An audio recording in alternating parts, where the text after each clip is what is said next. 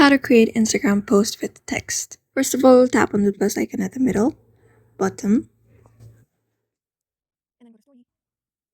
and tap to type. Type in whatever you want. After that, tap on next. And you may also choose the font style, whatever you want.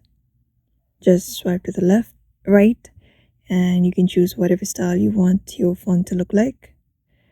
And change the background color as well. Just tap on that option and your background color will change. After you're done, just save it on your phone. And after saving, discard the edit and get back to your home page. And here, tap on the plus icon and click on the full picture that you just created or the text picture that you just created and tap on next.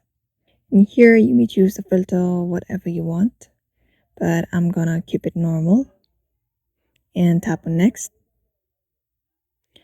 After that, tap on OK, and then you may share your post and you're done. Go to your profile and you may see the post that you just shared.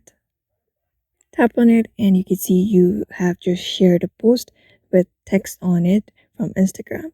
So in this way you can do the sharing text with Instagram easily. So thank you for watching this video.